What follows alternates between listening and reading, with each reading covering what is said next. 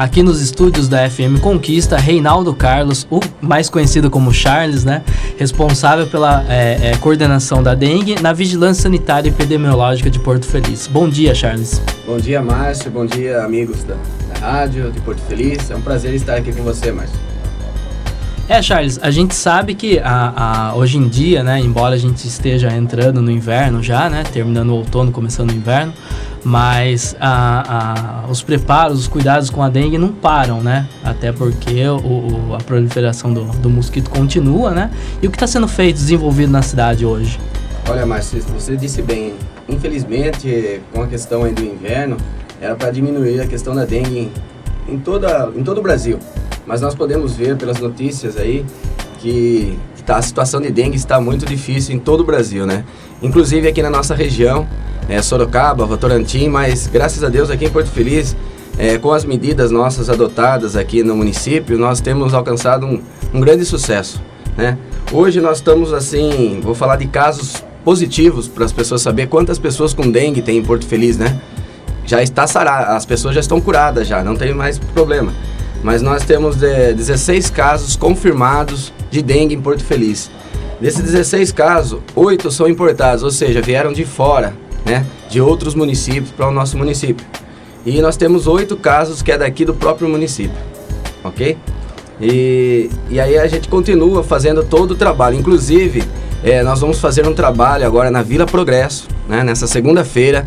Já foi lá, conversaram com todos os moradores, nossos agentes, visitaram todas as casas ali, numa área ali aproximadamente de 120 a 150 casas, mais ou menos, lá no Lajeado, o pessoal conhece como Lajeado, lá no final, lá na Rua Cantídio de Oliveira. Aqui pertinho da rádio. Aqui perto da rádio.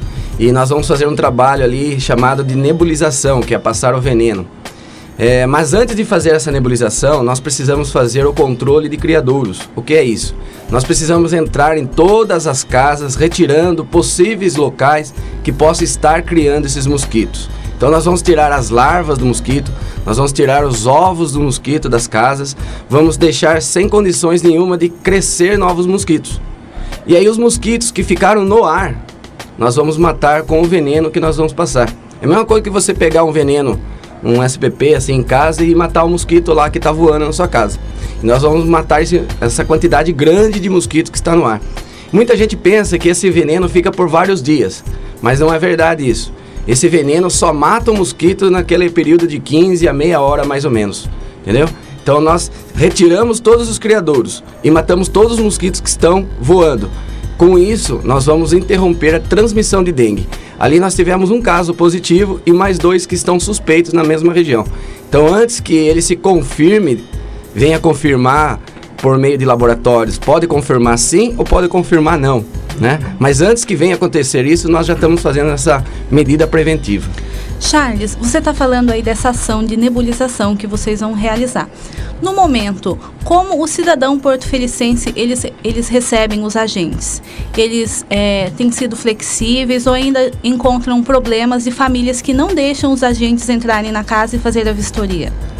Você fez uma boa pergunta, porque realmente ainda há resistência da população. Muitas pessoas ainda não aceitam a entrada dos nossos agentes na residência. E aqui, pelos dados que nós temos aqui, que nós temos toda uma norma técnica que nós trabalhamos, eu analisando essa semana, nós fizemos um índice que é chamado ADL, que é Avaliação de Densidade Larvária, e por esse índice, nós fizemos esse índice em janeiro, né? E por esse índice, nós podemos dizer que o que está acontecendo em Porto Feliz? Que o problema de criadouros do mosquito, de larvas de mosquito, ele está espalhado pela cidade toda. Não está concentrado apenas num bairro, um bairro X, um bairro Y. Tanto é que os nossos casos, esses 16 casos que deu, ele atingiu vários bairros. Eu posso até citar aqui, ó, o Jardim Vante, Vila América, Vila Maria, Vila Angélica, Água Branca, Jardim Excelsior, no centro, no Porungal e na Vila Progresso. Olha só, ele está bem espalhado por toda a cidade. Qual é, assim, na análise que nós estamos fazendo por esse índice aqui, nós notamos que o principal problema aí é essa questão que você falou, de as pessoas não aceitarem a nossa entrada e principalmente dentro do domicílio. Que o problema, pela análise que nós fizemos aqui, está dentro da sua casa, está dentro da casa do morador. Aonde está o problema? Onde está criando as larvas do mosquito? Aqui, pelos dados aqui, pelas informações que nós temos aqui, está criando em vaso de planta. Você tem vaso de planta na sua casa? Tenho. Então, e ela fica onde? Dentro ou fora de casa? Fica fora, mas é em vaso com terra e nós fizemos os furinhos. Eu fiz esse questionamento porque durante 3 anos eu fui agente comunitário de saúde. Ah, que legal. E nós fazíamos visitas. E eu me lembro na época que o que eu percebia é que as pessoas falavam assim, mas dengue de novo, todo ano fala. Então a pessoa acha que ela já sabe tudo e que não precisa receber a visita, mas aí ela acaba se descuidando. Exatamente, e hoje a atitude da pessoa é importante para a gente conseguir combater a dengue. Não depende só da nossa equipe, não depende só do esforço da prefeitura municipal, do governo municipal, nacional, mas sim depende também da população, tendo uma mudança de atitude. Porque pelo que nós vimos aqui, as maiorias dos criadores estão dentro de casa, né? Nas plantas, nos pratinhos de xaxim, nas pingadeiras que tem embaixo, dentro de casa. Nós encontramos aqui larvas também, até dentro do vaso sanitário, você acredita nisso? Sabe aquelas casas que tem aquela edícula no fundo? Muitas vezes as pessoas deixam aquele banheiro lá, sem usar durante semanas, né?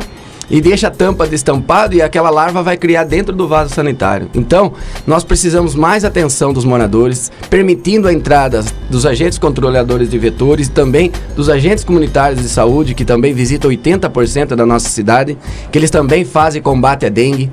Então, eles precisam entrar dentro das casas, precisam ver, e as pessoas não precisam ficar assim, com medo ou preocupadas. E sim, permitir a entrada, porque os agentes vão estar ali para ajudar aquela família e não para prejudicar aquela família ali. E no caso, Charles, o que você recomendaria assim para o pessoal que está ouvindo agora o nosso programa? Qual é essa medida que ele deve tomar assim, preventivamente, né, enquanto não recebe a visita do agente? Olha, a gente diz sempre aí para as pessoas, pelo menos uma vez por semana você fazer uma vistoria de dengue no seu imóvel.